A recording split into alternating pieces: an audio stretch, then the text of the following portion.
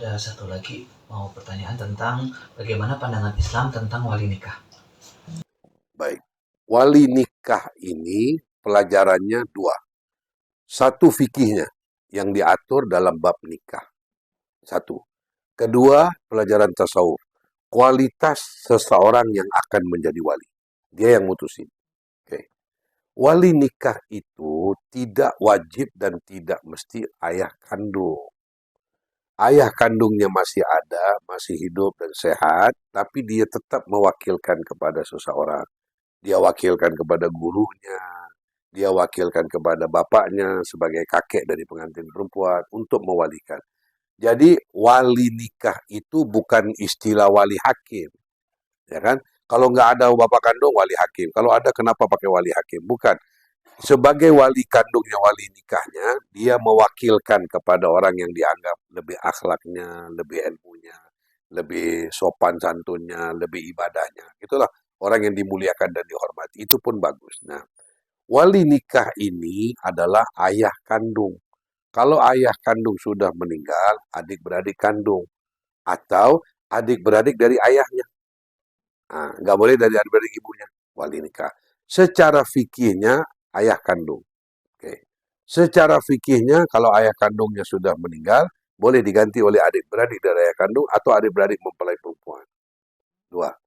Wali nikah itu, kalaupun orang tuanya masih ada tapi jauh. Orang tuanya masih ada, ibu bapak kandungnya masih ada tapi jauh, susah dihubungin, atau terbaring di rumah sakit, atau sudah tidak bisa bergerak dari tempat tidur. Dialah mewakilkan kepada orang lain. Nah, kedua, tasawuf. Tasawufnya begini, ada baiknya kita tidak apa disebut percaya diri yang tinggi. Sholat kita bolong-bolong, masih senang dengan lahwi dan lahwi, ya, membuang waktu, duduk yang tidak penting, sia-siakan waktu, ibadah kita tidak sempurna, ilmu kita tidak mantap, baca Quran juga nggak benar, kita yang jadi wali, enggak lah, malu kita. Karena ini pernikahan anak kita mau barokah yang sempurna buat anak. Kita wakilkanlah ulama yang kita panggil, imam besar yang kita panggil, hafiz Quran yang kita kenal dekat dengan kita, suruh walikan. Atau di antara lingkungan famili kita ada orang yang lebih baik, kakak kita, kau jadi walilah untuk anakku, kau lebih baik dari aku, kau hafal Quran, aku enggak, kau udah pergi haji, aku belum, kau ibadah dulu. Jadi ada penilaian tasawuf yang mengarah kepada saya merendah dirilah, saya mengalah untuk jadi wali anak saya. Bukan saya bukan ayah kandungnya, bukan. Saya pengen barokah yang sempurna buat anak saya. Nah, gitu.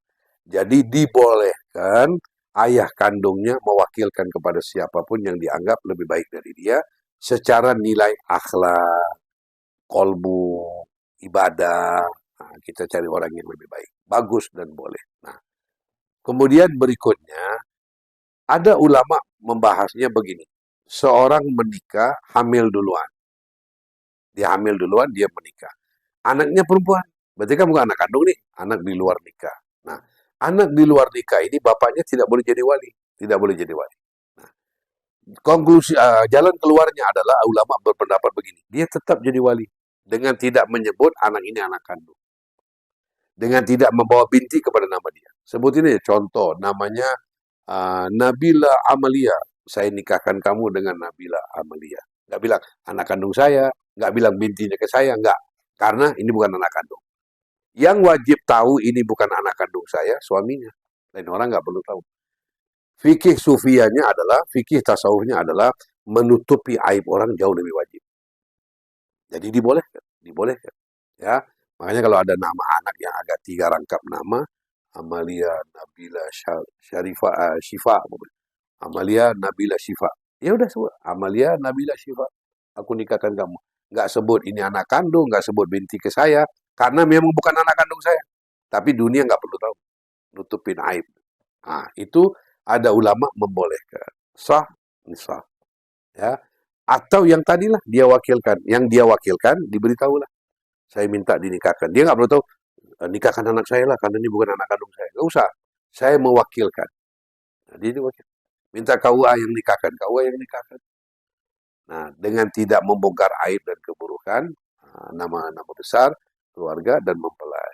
Dibolehkan. Nah, jadi ada orang disebutlah kepribadiannya kurang sempurna, berakhlak.